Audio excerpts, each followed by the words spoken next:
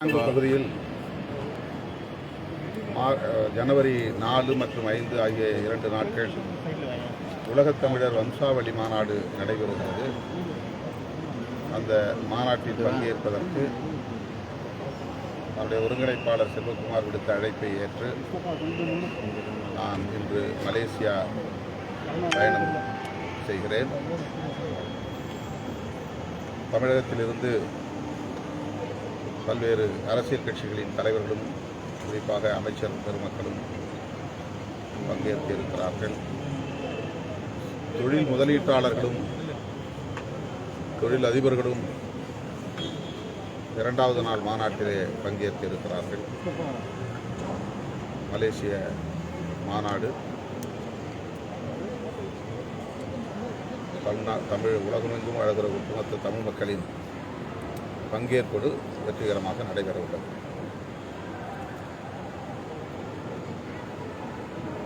தமிழகத்தில் பல்வேறு இடங்களில் பெண்களுக்கு எதிரான வன்கொடுமைகள் அவ்வப்போது நடந்துள்ள சூழலில் அவர்களுக்கான பாதுகாப்பை உறுதிப்படுத்த வேண்டும் என்று விடுதலை சிறுத்தைகள் கட்சி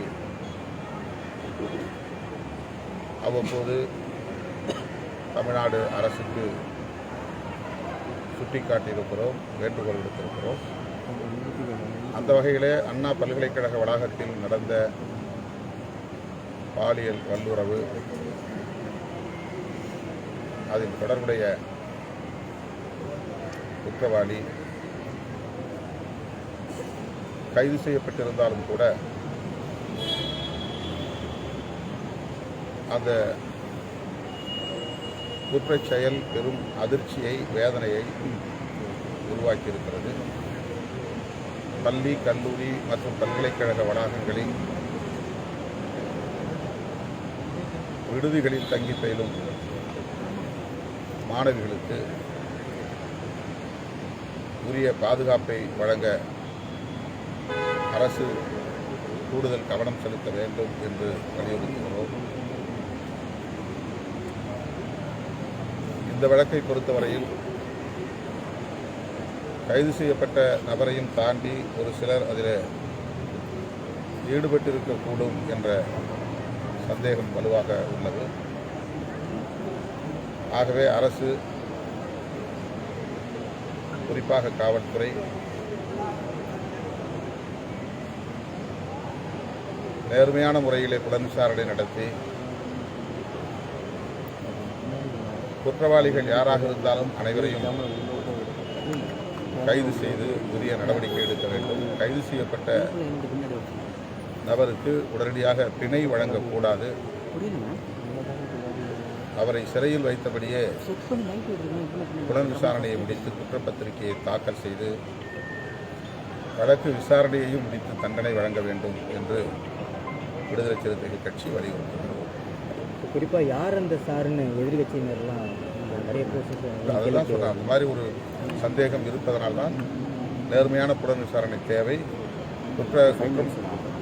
குற்றத்தில் ஈடுபட்டவர்கள் யாராக இருந்தாலும் அவர்கள் அனைவரும் கைது செய்யப்பட வேண்டும் என்று சார், அது தொடர்பாக போராட்டம் நடத்துறதுக்கெல்லாம் அனுமதி வழங்காமல் இருக்காங்க. அதனால பிரச்சனைகளும் ஏற்படுது. அதை எப்படி பார்க்குறீங்க சார்? இன்னைக்கு பாமகவுடைய போராட்டத்துக்கு அனுமதி வழங்கப்படலை. அது மாதிரி அனுமதி பல்வேறு இயக்கங்களுக்கு வழங்கப்பட்டு போராட்டங்களும் நடந்திருக்கின்றன. முற்றாக அனுமதி மறுக்கப்படவில்லை. இதே பிரச்சனைக்கு பலர் பல்வேறு இடங்களில் போராட்டங்களை நடத்தியிருக்கிறார்கள். ஆனால் இதை வைத்து அரசியல் செய்ய வேண்டும் என்று சிலர் உள்நோக்கத்தோடு செயல்படுவது, அதனால் அரசு அதற்கு